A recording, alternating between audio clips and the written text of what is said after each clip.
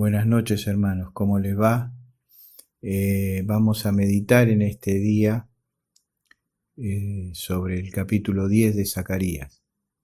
Zacarías es un libro profético, no fácil de interpretar, es muy parecido a Apocalipsis y vamos a tratar de analizar un poco este capítulo 10, que es, como todo el capítulo, tiene sus particularidades. Este es un capítulo que está hablando del Señor en varios aspectos. Primero, arranca con su bendición. Segundo, su bendición dirigida a Judá. Como ellos iban a volver, iban a ser los encargados de representar al pueblo de Israel. También habla sobre José, que está representando a Israel, y cómo ellos también, a pesar de estar en el exilio, mezclados en el mundo, repartidos en casi toda la redondez de la tierra, y el proceso maravilloso de volver a la tierra de provisión. Y cierra el Señor dándoles una bendición y proponiéndoles su defensa en contra de aquellos enemigos representados por distintas naciones a través de la historia. Es un libro que también tiene una referencia al Mesías, por lo menos lo veo en 2 versículos, y podemos entonces entrar a analizarlo con esta pequeña introducción, analizar versículo por versículo. El primer versículo es dice lo siguiente: pedid a Jehová lluvia en la estación tardía, Jehová hará relámpagos y os dará lluvia abundante y hierba verde en el campo a cada uno. Se relaciona mucho de un hecho físico, como la lluvia temprana y tardía. Eran 2 lluvias que tenían gran significativo sobre el fruto final.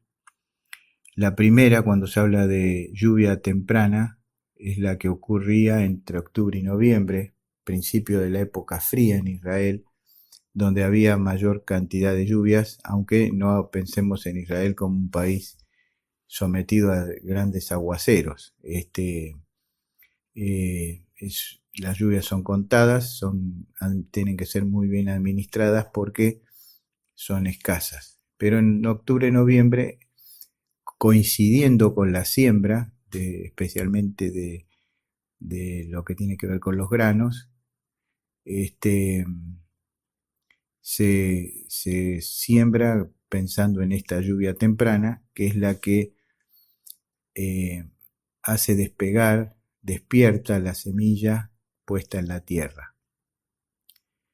Pasa noviembre, diciembre, enero, febrero, marzo, abril, y viene con la cosecha, viene otra serie de lluvias que van de abril a mayo, y son las que cierran el ciclo, dándole a la espiga, dándole al grano el agua necesaria para que pueda ser de buena producción, digamos, antes de cosecharlo. Esto no solo pasa en Israel, pasa en todas partes del mundo. La importancia de estas lluvias, las primeras y las últimas, sin descontar las que están por el medio, pero son 2 lluvias muy importantes. Ahora, esto también se toma como una bendición espiritual.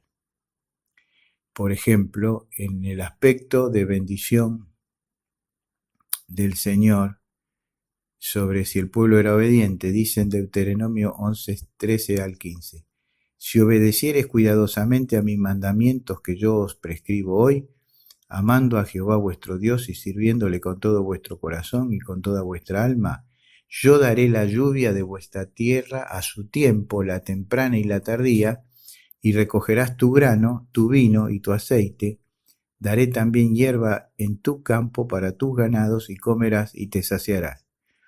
O sea, aquí vemos un hecho físico que el Señor lo da, garantiza su bendición si ellos obedecen. O sea, va a haber siempre lluvia temprana y tardía para los ganados, para ellos, para el grano, para el vino, para el aceite, si obedecen cuidadosamente a mis mandamientos.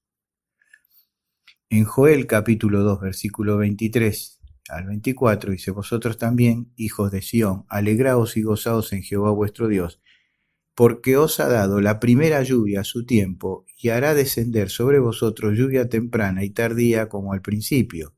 Las eras se llenarán de trigo y los lagares rebosarán de vino y aceite. Aquí encontramos ya con una proyección profética también hacia el presente en aquel tiempo y futuro de la bendición del Señor.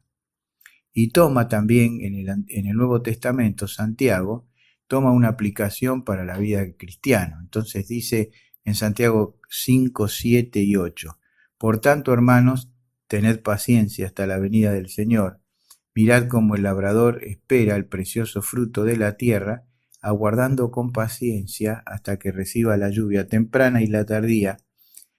Tened vosotros paciencia y afirmar vuestros corazones, porque la venida del Señor se acerca.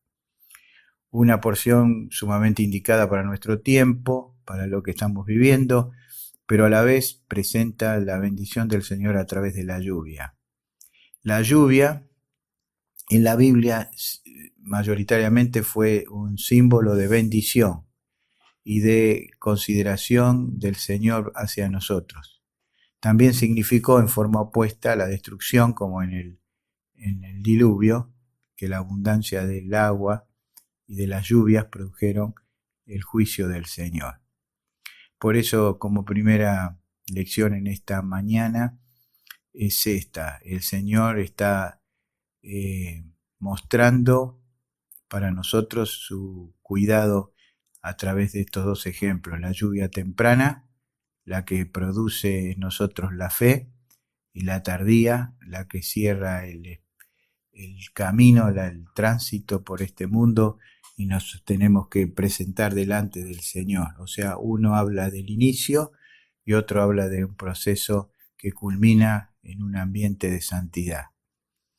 Cuando vemos aquí, dice: pedid a Jehová lluvia en la estación tardía, no habla en este versículo que se está refiriendo hacia el pueblo de Israel. No está la lluvia temprana porque ya estuvo, porque está hablando del proceso de los tiempos y está esperando la lluvia tardía. Jehová hará relámpagos, los relámpagos preanuncian lo que va a venir. Cuando vemos los relámpagos en el cielo, decimos va a llover, y va a haber cierta precisión de que va a ser así. Y dice: y os dará lluvia abundante y hierba verde en el campo de cada uno. Hermanos, el Señor está mostrando sus relámpagos en el cielo de los tiempos, y Él está esperando seguir dando bendiciones a su iglesia y a su pueblo. También podemos aplicarlo, y hierba verde en la vida de cada uno. Los problemas y las circunstancias no quitan y no exceptúan la bendición del Señor, sino que la confirman. Zacarías 10:2. Porque los terafines han dado vanos oráculos y los adivinos han visto mentira, han hablado sueños vanos, y vano es su consuelo, por lo cual el pueblo vaga como ovejas y sufre porque no tiene pastor.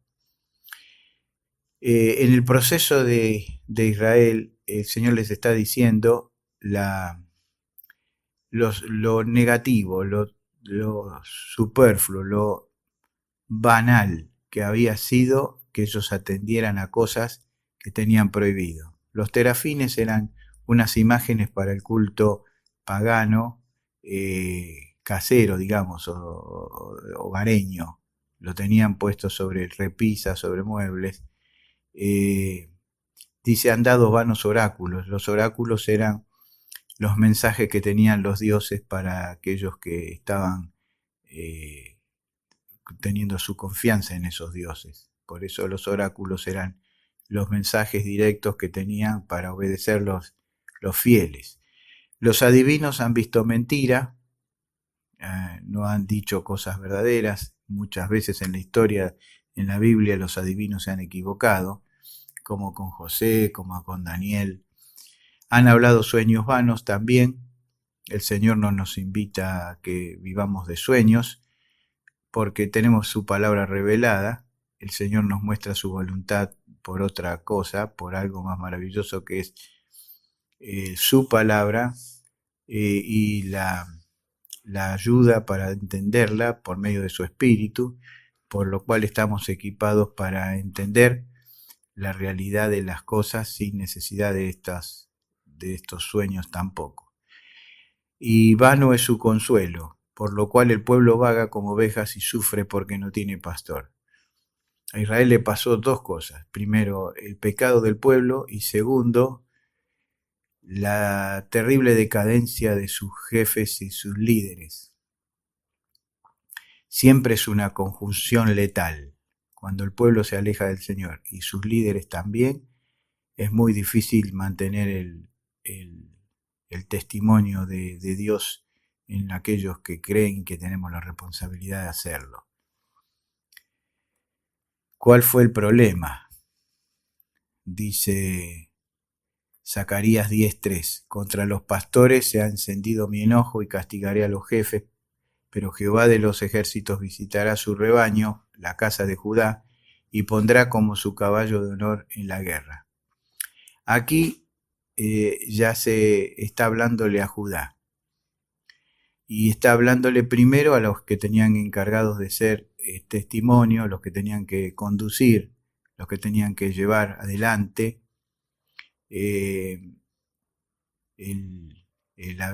la vida espiritual de la nación. Estos líderes se habían preocupado en sí mismos, como vamos a ver algunos textos, y no vamos a hablar, sino vamos a leer algunos versículos para ver con claridad lo que dice aquí. Segunda Reyes 2, 23, 24 dice: asimismo barrió Josías a los encantadores adivinos terafines y todas las abominaciones que se veían en la tierra de Judá y en Jerusalén, para cumplir las palabras de la ley que estaban escritas en el libro del sacerdote Hilcías, que había hallado en la casa de Jehová. O sea, cuando vemos un liderazgo espiritual, el pueblo se encamina. El caso de Josías vino con un antecedente de sus padres que andaban en cualquier cosa, y los que le siguieron también. Pero en su tiempo él logró encaminar, rescató la palabra de Dios como centro de conducción en el pueblo de Israel, y él cambió el estado espiritual, por lo menos en ese tiempo. Pero en Jeremías 23:1-2 habla y dice: ay de los pastores que destruyen y dispersan las ovejas de mi rebaño, dice Jehová. Por tanto así ha dicho Jehová, Dios de Israel, a los pastores que apacientan mi pueblo: vosotros dispersasteis mis ovejas y las esparcisteis, y no habéis cuidado. He aquí que yo castigo la maldad de vuestras obras, dice Jehová. En Ezequiel, en otro pasaje que tiene que ver con esto, en el capítulo 34, versículo 8 y 9, dice: vivo yo, ha dicho Jehová el Señor, que por cuanto mi rebaño fue para ser robado y mis ovejas fueron para ser presa de todas las fieras del campo, sin pastor, ni mis pastores buscaron mis ovejas, sino que los pastores se apacentaron a sí mismos y no apacentaron mis ovejas. Por tanto, oh pastores, oíd palabra de Jehová. Entonces podemos cerrar este capítulo diciendo: estos pastores no cumplieron su lugar, no cumplieron su función. Tiene una aplicación para todos los tiempos, para nuestro tiempo también. Hay una gran crisis de conducción espiritual, no de conducción. Hay muy buena conducción secular.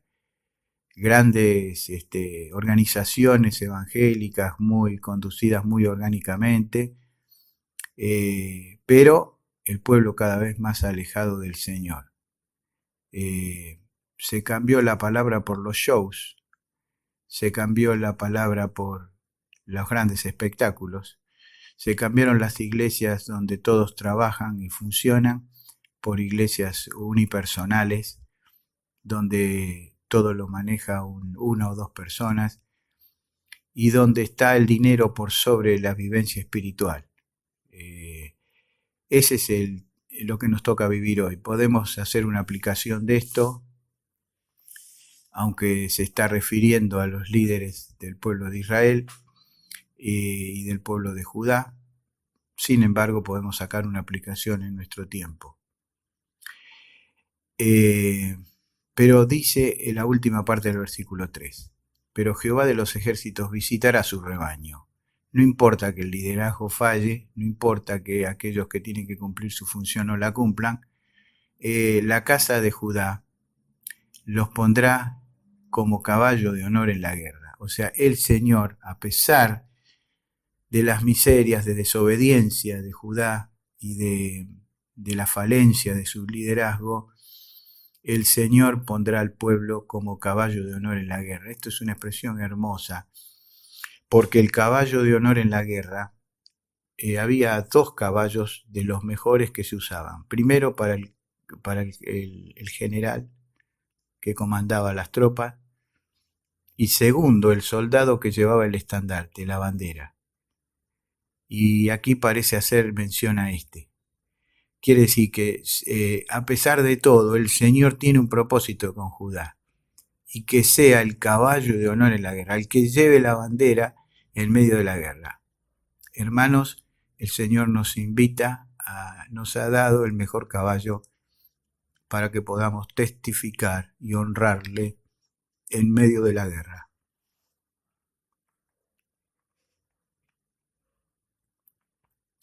Versículo 4. De él saldrá la piedra angular, fundamento, podríamos decir. De él saldrá la clavija, sostén, y de él el arco de guerra, de él también el todo apremiador. Este es el versículo seguramente más mesiánico. ¿Cuándo un versículo es mesiánico? ¿Cuándo una porción es mesiánica? Cuando la definición de lo que está, las cosas que está expresando, cómo las está expresando y el alcance excede a una experiencia normal de cualquier mortal y se atribuye a Dios. Entonces aquí vemos como también de Judá, dice el Señor, también de esta tribu y de este testimonio, de este pueblo que se le da el honor de llevar la bandera, el estandarte, encontramos que de él saldrá la piedra angular, que nos habla de fundamento, porque lo dice en Isaías 28:16. Por tanto, Jehová el Señor dice así: He aquí yo he puesto en Sión por fundamento una piedra, piedra aprobada, angular, preciosa, de cimiento estable, el que creyere no se apresure.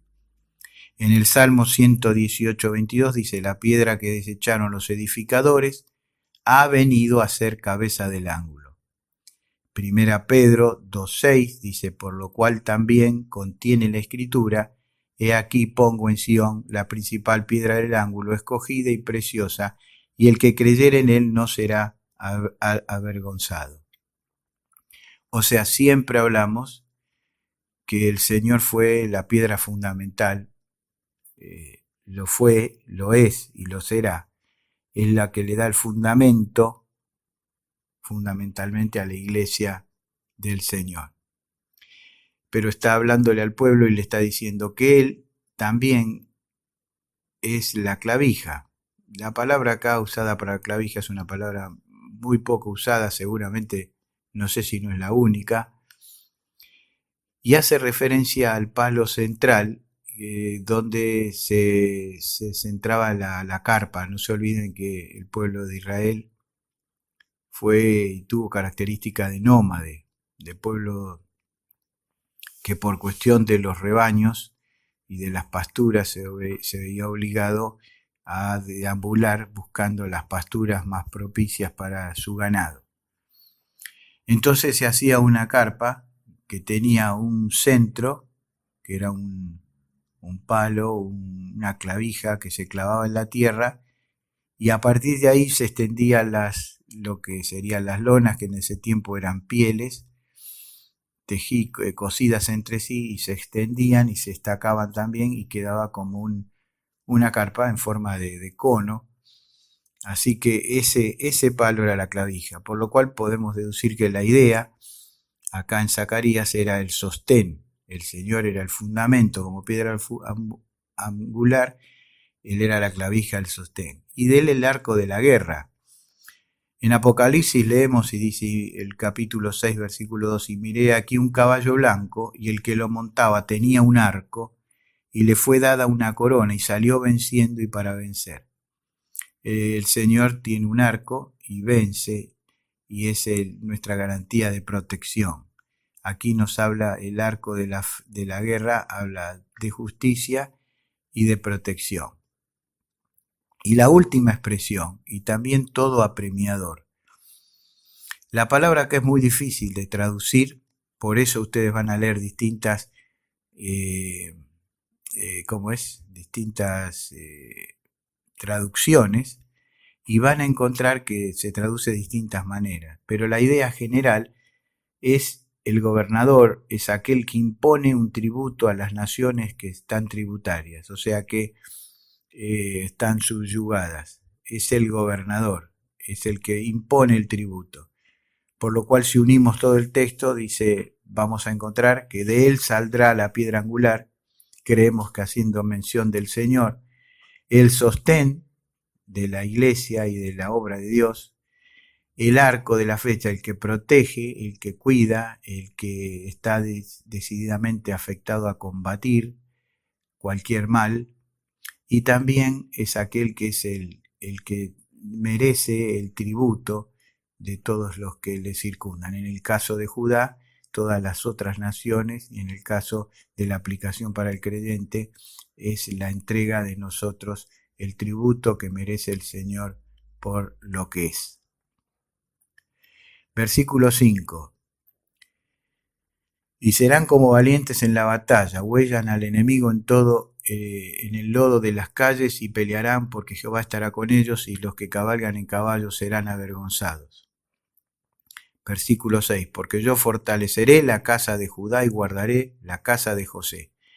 Sigue hablando de la casa de Judá y serán como valientes en batalla. Puede haber aquí alguna referencia a los hechos que sucedieron 200 años después de esta profecía, por ejemplo en la época de los Macabeos, se coincide con algunos teólogos que puede haber, pero también puede ser una proyección al futuro. Creo sencillamente y humildemente, después de haber leído varias veces este capítulo, que tiene que ver más que nada con el futuro. Serán como valientes en la batalla, y Jehová estará con ellos, y los que cabalgan en caballos serán avergonzados. Aquí habla de los que confían en caballos, más nosotros en el nombre de Jehová haremos memoria. El pueblo de Israel no fue un pueblo que se tomó mucho de la caballería para sus ejércitos. Sí, los enemigos muchas veces tuvieron grandes disponibilidad de estos elementos para el combate. Así que podemos tener acá una referencia de que el Señor no necesita del esfuerzo y de la potencia humana para llevar adelante sus propósitos. Dice, porque yo fortalecí la casa de Judá, y aparece, entra en la escena, y guardaré la casa de José, y los haré volver. ¿Por qué? Porque fortalece la casa de Judá, porque Judá está en su tierra, y guardaré la casa de José, y los haré volver, porque no volvieron ellos, porque de ellos tendré piedad, y será como si los hubiera desechado, porque yo soy Jehová su Dios, y los oiré. Versículo 7. Y será Efraín, otro representativo de Israel. Ustedes saben que a veces no mencionan tribus individuales, pero están haciendo mención de todo el pueblo. Y será Efraín como valiente, y se alegrará su corazón como la causa del vino. Sus hijos también verán y se alegrarán, y su corazón se gozará en Jehová. Y dice, para entender este versículo 7 nos sigue ayudando con lo que sigue más adelante. Cada versículo nos ayuda para interpretar el anterior. Y los llamaré con un silbido, y los reuniré, porque los he redimido y serán multiplicados tanto como fueron antes. Hay un pasaje muy parecido en Isaías 5:26. Dice, alzará pendón a naciones lejanas, y silbará al que está en el extremo de la tierra, y he aquí que vendrá pronto y velozmente. O sea que el Señor va a llamar a su pueblo, al pueblo de Israel, que está escondido, mezclado entre todas las naciones, esperando aquel día en que el Señor con un silbido los reúna y puedan acudir al llamado del Señor. Vendrán pronto y velozmente. Con el pie de este versículo 26 de Isaías, nos vamos al versículo 9 de Zacarías. Bien que los esparciré entre los pueblos, y aún lejanos países se acordarán de mí, en lejanos países se acordarán de mí y vivirán con sus hijos y volverán. O sea, fíjense, está diciendo el pueblo de Israel, lejos en sus países, en países distantes y lejanos, hay israelitas por todo el mundo, aún en cantidades grandes. Dice, aún en esos países lejanos se acordarán de mí y vivirán con sus hijos y volverán, dice en el versículo 9. En Miqueas 5:7 dice, el remanente de Jacob será en medio de muchos pueblos como el rocío de Jehová, como la lluvia sobre la hierba. Este pasaje nos habla de que hay algo que no podemos contener, el rocío, ni el crecimiento de la hierba. Bueno, esto es la protección del Señor, de su remanente, el remanente de Jacob, que estará en los pueblos, sostenido y va a estar presente como el rocío y va a ser incontenible su crecimiento como la hierba después que llueve. Zacarías 10:10 dice, porque yo los traeré de la tierra de Egipto y los recogeré de Asiria. Acá más que dar de qué país los trae, está hablando del norte y del sur.